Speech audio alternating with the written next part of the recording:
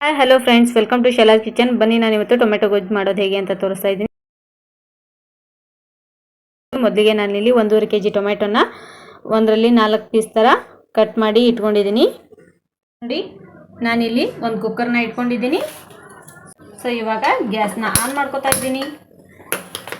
So ಇದಕ್ಕೆ ನಾನು ಹೆಚ್ಚಿರುವಂಥ 1.5 kg ಟೊಮೆಟೊನ ಹಾಕೋತಾ ಇದ್ದೀನಿ. ಇವಾಗ ನಾನು 1 ಕಪ್ನಷ್ಟು ನೀರು ಹಾಕೋತಾ ಇದ್ದೀನಿ. 1 ಗ್ಲಾಸ್ ನೀರು ಹಾಕಿ ಇದನ್ನು 3 ಸಿಟಿ ಕೂಗಿಸ್ಕೊತೀನಿ. ಅಂದರೆ ಬೇಗ ಟೊಮೆಟೊ ಬೆಂದ್ಬಿಡುತ್ತೆ. ಓಪನ್ ಬಾಣಲಿನಲ್ಲಿ ಮಾಡಿದರೆ ಸ್ವಲ್ಪ ಲೇಟ್ ಆಗುತ್ತೆ. ಸೊ ಈ ರೀತಿ ವಿಜಲ್ ಹೊಡೆಸ್ಕೊಳ್ಳೋದ್ರಿಂದ ಇದು ಬೇಗನೆ ಆಗುತ್ತೆ. ನೋಡಿ, ಇದಕ್ಕೆ ನಾನು 1 ಸ್ಪೂನ್ನಷ್ಟು ಉಪ್ಪನ್ನ ಹಾಕೋತಾ ಇದ್ದೀನಿ. ಅಂದರೆ ಟೊಮೆಟೊ ಬೇಗನೆ ಸಾಫ್ಟಾಗಿ ಬೇಯುತ್ತೆ. ಇದನ್ನು 3 ವಿಜಲ್ ಕೂಗಿಸ್ಕೊತೀನಿ ನಾನು. ನೋಡಿ ಫ್ರೆಂಡ್ಸ್, ನಾನು ಇವಾಗ ನಿಮಗೆ ತೋರಿಸ್ತಾ ಇದ್ದೀನಿ 3 ವಿಜಲ್ ಆದಮೇಲೆ ಟೊಮೆಟೊ ಎಷ್ಟು ಸಾಫ್ಟಾಗಿ ಬೆಂದಿದೆ ಅಂತ. ಸೊ ಇವಾಗ ಈ ಎಲ್ಲ ಟೊಮೆಟೊದು ನಾನು ಸಿಪ್ಪೆನ ತೆಗೆದು ಇದನ್ನು ಕುದಿಸ್ಕೊತೀನಿ. ಬನ್ನಿ ಫ್ರೆಂಡ್ಸ್, ಇವಾಗ ನಾನು ಟೊಮೆಟೊ ಗೊಜ್ಜನ್ನ ಮಾಡೋದು ಹೇಗೆ ಅಂತ ತೋರಿಸ್ತೀನಿ. ಮೊದಲಿಗೆ ನಾನಿಲ್ಲಿ ಒಂದು ಬಾಣಲೆನ ತೊಗೊಂಡಿದ್ದೀನಿ. ಗ್ಯಾಸ್ನ ಆನ್ ಮಾಡ್ಕೊಂಡಿದ್ದೀನಿ. ಇದಕ್ಕೆ ನಾನು ಎಣ್ಣೆನೇ ಜಾಸ್ತಿನ ಹಾಕೋತಾ ಇದ್ದೀನಿ. ಯಾಕಂದರೆ ನಾನು 1.5 kg ಟೊಮೆಟೊ ಮಾಡ್ತಿರೋದ್ರಿಂದ ಇಲ್ಲಿ ನಾನು ದೊಡ್ಡ ಸ್ಪೂನಿಂದ 4 ಸ್ಪೂನ್ ಆಗೋಷ್ಟು ಎಣ್ಣೆನ ತೊಗೊಂಡಿದ್ದೀನಿ. ಸೊ ಇವಾಗ ಎಣ್ಣೆ ಇದು ಚೆನ್ನಾಗಿ ಕಾಯಬೇಕು. ಇವಾಗ ಎಣ್ಣೆ ಕಾದಿದೆ. ಇದಕ್ಕೆ ನಾನು 1 ಟೀ ಸ್ಪೂನ್ ಆಗೋಷ್ಟು ಸಾಸಿವೆನ ಹಾಕೋತಾ ಇದ್ದೀನಿ. 1 ಸ್ಪೂನಷ್ಟು ಜೀರಿಗೆನ ಹಾಕೋತಾ ಇದ್ದೀನಿ. ಇದಕ್ಕೆ ನಾನು 5 ಜಜ್ಜಿರುವಂಥ ಬೆಳ್ಳುಳ್ಳಿ ಮತ್ತು ಸ್ವಲ್ಪ ಕರಿಬೇವಿನ ಸೊಪ್ಪನ್ನ ಹಾಕೋತಾ ಇದ್ದೀನಿ. ಈ ಒಗ್ಗರಣೆ ಹಾಕುವಾಗ ಎಣ್ಣೆ ಚೆನ್ನಾಗಿ ಕಾದಿರಬೇಕು. ಅಂದರೆ ಇದ್ರದ್ದು ಟೇಸ್ಟು ತುಂಬಾ ಚೆನ್ನಾಗಿರುತ್ತೆ ಮತ್ತು ತುಂಬ ದಿನದವರೆಗೂ ಇದು ಚಟ್ನಿ, ಟೊಮೆಟೊ ಚಟ್ನಿ ಹಾಳಾಗೋದಿಲ್ಲ. ಇದಕ್ಕೆ ನಾನು ಕೊಂಚ ಹಸಿ ಖಾರದ ಪೇಸ್ಟ್ನ ಹಾಕೋತಾ ಇದ್ದೀನಿ.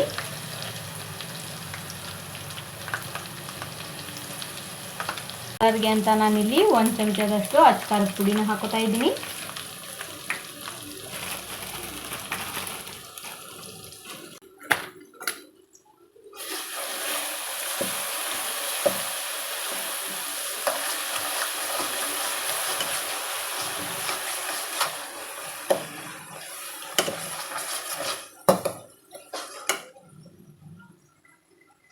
ನೋಡಿ ಫ್ರೆಂಡ್ಸ್, ಇಲ್ಲಿ ನಾನು ನಿಮಗೆ ತೋರಿಸ್ತಾ ಇದ್ದೀನಿ ನಮ್ಮದು ಒಗ್ಗರಣೆದು ಕಲರ್ ಎಷ್ಟು ಚೆನ್ನಾಗಿ ಬಂದಿದೆ ಅಂತ. ಇದಕ್ಕೆ ನಾನು ಇವಾಗ ಕುದಿಸಿ ಇಟ್ಕೊಂಡಿರುವಂಥ ಟೊಮೆಟೊನ ಸೇರಿಸ್ಕೊತಾ ಇದ್ದೀನಿ. ಕುದಿಸಿ ಸಿಪ್ಪೆ ತೆಗೆದು ಸ್ಮ್ಯಾಶ್ ಮಾಡಿರುವಂಥ ಟೊಮೆಟೊನ ಇದು ಒಗ್ಗರಣೆಗೆ ನಾನು ಟೊಮೆಟೊನ ಸೇರಿಸ್ಕೊಂಡಿದ್ದೀನಿ. ಇವಾಗ ಇದು ಚೆನ್ನಾಗಿ ಕುದಿಬೇಕು.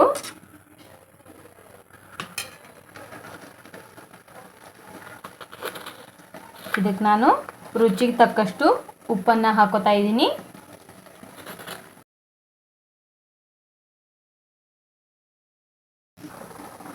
ನೋಡಿ, ಇದಕ್ಕೆ ನಾನು 1 ಹಿಡಿಯಷ್ಟು ಬೆಲ್ಲನ ಹಾಕೋತಾ ಇದ್ದೀನಿ. ಸೊ ಇದನ್ನು ಹಾಕಿದ ಮೇಲೆ ಚೆನ್ನಾಗಿ ಇದನ್ನು ಕುದಿಸ್ಕೊಳ್ಳಿ.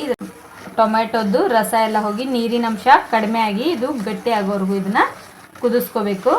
ಇದು ಕಮ್ಸೆ ಕಮ್ ಇದರದ್ದೆಲ್ಲ ನೀರು ಹೋಗಬೇಕು ಅಂದರೆ ಒಂದು 10-15 ನಿಮಿಷನಾದರೂ ತಗೊಳುತ್ತೆ. ಸೊ ಇದನ್ನು 10-15 ನಿಮಿಷದವರೆಗೂ ಕುದಿಸ್ಕೊತೀನಿ ನಾನು.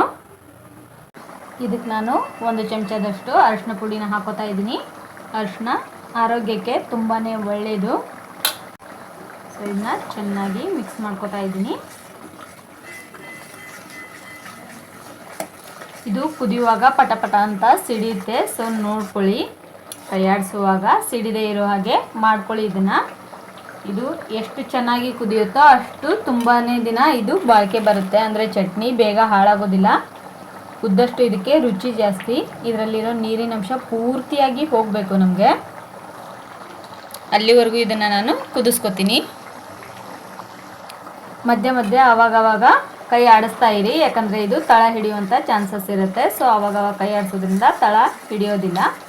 ಆವಾಗ ಚಟ್ನಿ ತುಂಬ ಚೆನ್ನಾಗಿ ರೆಡಿ ಆಗುತ್ತೆ.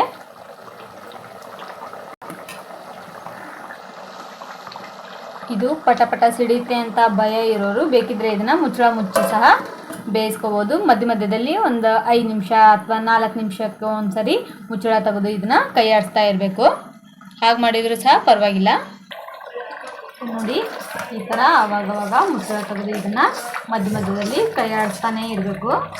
ಇಲ್ಲಾಂದರೆ ಪೂರ್ತಿಯಾಗಿ ತಳಗಡೆ ಇರೋದೆಲ್ಲ ತಳ ಹಿಡಿದು ಚಟ್ನಿದು ಸ್ಮೆಲ್ಲು ಹಾಳಾಗುತ್ತೆ ಮತ್ತು ರುಚಿನೂ ಹಾಳಾಗುತ್ತೆ. ಸೊ ಪಟ ಪಟ ಸಿಡಿಯುತ್ತೆ ಅನ್ನೋರು ಈ ರೀತಿ ಪ್ಲೇಟ್ನ ಅಡ್ಡ ಹಿಡಿದು ಸಹ ಇದನ್ನು ಕೈ ಆಡಿಸ್ತಾ ಇರ್ಬೋದು. ಸೊ ನೋಡಿ ಇವಾಗ ಮೊದಲಿಗಿಂತ ಚಟ್ನಿ ಸ್ವಲ್ಪ ಗಟ್ಟಿ ಆಗ್ತಾ ಇದೆ. ಬನ್ನಿ ಇಲ್ಲಿ ನಾನು ನಿಮ್ಗೆ ತೋರಿಸ್ತೀನಿ. ನೋಡಿ ನಮ್ಮ ಚಟ್ನಿ ಸ್ವಲ್ಪ ಗಟ್ಟಿಯಾಗಿ ಬಂದಿದೆ. ಸೊ ಇನ್ನೊಂದು ಸ್ವಲ್ಪ ಕುದ್ರೆ ಆಯಿತು. ಇದು ಇವಾಗ 10 ನಿಮಿಷ ಕುದ್ದಿದೆ.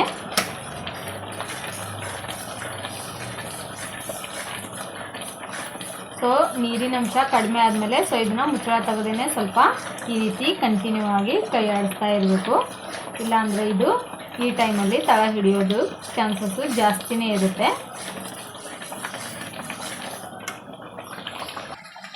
ನೋಡಿ ಚಟ್ನಿದು ಸ್ಟ್ರಕ್ಚರ್ ಯಾವ ರೀತಿಯಾಗಿ ಬಂದಿದೆ ಅಂತ.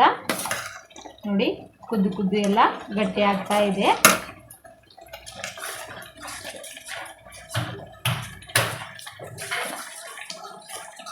ಇದು ಆಲ್ರೆಡಿ ಸುತ್ತು ಕಡೆ ಸ್ವಲ್ಪ ಸ್ವಲ್ಪ ಬಿಟ್ಕೊತಾ ಇದೆ.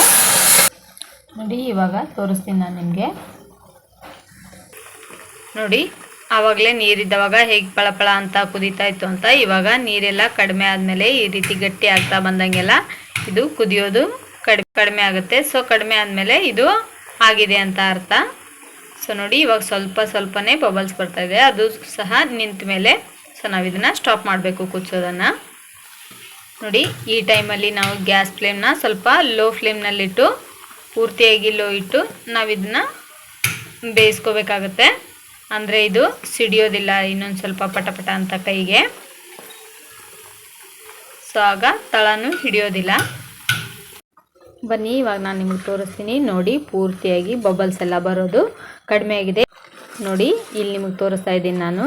ಈ ಕನ್ಸಿಸ್ಟೆನ್ಸಿನಲ್ಲಿ ನಮ್ಮದು ಟೊಮೆಟೊ ಗೊಜ್ಜು ರೆಡಿ ಆಗಬೇಕು. ಅಂದರೆ ಇದು ತುಂಬ ದಿನ ಜಾಸ್ತಿ ದಿನ ಇಟ್ಟರೂ ಸಹ ಇದು ಹಾಳಾಗೋದಿಲ್ಲ. ಸೊ ನೋಡಿ ಯಾವ ರೀತಿಯಾಗಿ ನಮ್ಮ ಚಟ್ನಿ ತಯಾರಾಗಿದೆ ಅಂತ. ನೋಡಿ ಎಷ್ಟು ಚೆನ್ನಾಗಿ ಫ್ಲೇವರ್ ಬರ್ತಾ ಇದೆ ಗೊತ್ತಾ. ಸೊ ನೀವು ಒಂದ್ಸಲ ಮನೇಲಿ ಇದೇ ರೀತಿಯಾಗಿ ಮಾಡ್ಕೊಳ್ಳಿ. ಹೇಗೆ ಇದನ್ನು ಗ್ಯಾಸ್ ಫ್ಲೇಮ್ನ ನಾನು ಆಫ್ ಮಾಡ್ಕೊತೀನಿ. ತಣ್ಣಗಾಗೋವರೆಗೂ ಇದನ್ನು ಹಾಗೆ ಬಿಟ್ಟು ಸೊ ತಣ್ಣಗಾದ್ಮೇಲೆ ಇದನ್ನು ಏರ್ ಕಂಟೈನರ್ ಒಂದು ಹವಾ ಆಡದೇ ಇರುವಂಥ ಒಂದು ಡಬ್ಬದಲ್ಲಿ, ಸ್ಟೀಲಿನ ಡಬ್ಬದಲ್ಲಿ ಆಗಲಿ ಅಥವಾ ಪ್ಲಾಸ್ಟಿಕ್ ಡಬ್ಬದಲ್ಲಿ ಹಾಕಿ ಇದನ್ನು ಟೈಟಾಗಿ ಮುಚ್ಚಳ ಮುಚ್ಚಿ ಸ್ಟೋರ್ ಮಾಡಿ ಇಟ್ಕೊಂಡ್ರೆ ಇದು ಒಂದು ತಿಂಗಳ ಅಥವಾ ಕಡೆಗಿಟ್ರೆ 15ರಿಂದ 20 ದಿನದವರೆಗೂ ಇಡ್ಬೋದು. ಫ್ರಿಜ್ಜಲ್ಲಿಟ್ಟರೆ ಒಂದು ತಿಂಗಳವರೆಗೂ ಇದನ್ನು ಸ್ಟೋರ್ ಮಾಡಿ ಇಟ್ಕೋಬೋದು. ಬನ್ನಿ ಫ್ರೆಂಡ್ಸ್, ನಾನು ಇವಾಗ ನಿಮಗೆ ತೋರಿಸ್ತಾ ಇದ್ದೀನಿ ನಮ್ಮ ಟೊಮೆಟೊ ಗೊಜ್ಜು ಯಾವ ರೀತಿಯಾಗಿ ರೆಡಿಯಾಗಿದೆ ಅಂತ. ಸೊ ನೋಡಿ ಎಷ್ಟು ಚೆನ್ನಾಗಿ ಕಾಣಿಸ್ತಾ ಇದೆ ಅಂತ. ತುಂಬ ಡೆಲಿಷಿಯಸ್ ಆಗಿದೆ, ಚೆನ್ನಾಗಿರುತ್ತೆ ಟೊಮೆಟೊ ಗೊಜ್ಜು. ಇದು ಅನ್ನಕ್ಕೆ, ಚಪಾತಿಗೆ ಮತ್ತು ರೊಟ್ಟಿ ಜೊತೆ, ಪೂರಿ ಜೊತೆ, ದೋಸೆ ಜೊತೆ ತುಂಬಾ ಚೆನ್ನಾಗಿರುತ್ತೆ. ಈ ರೀತಿಯಾಗಿ ನೀವು ಒಂದ್ಸಲ ಮನೆಯಲ್ಲಿ ಟೊಮೆಟೊ ಗೊಜ್ಜನ್ನು ಮಾಡ್ಕೊಳ್ಳಿ. ಇದು ಹೇಗಿತ್ತು ಅಂತ ಕಮೆಂಟ್ ಮೂಲಕ ನಿಮಗೆ ತಿಳಿಸೋದನ್ನು ಮಾತ್ರ ಮರಿಬೇಡಿ friends. Thank you for watching. Next ವಿಡಿಯೋದಲ್ಲಿ ಸಿಗೋಣ. ಬಾಯ್.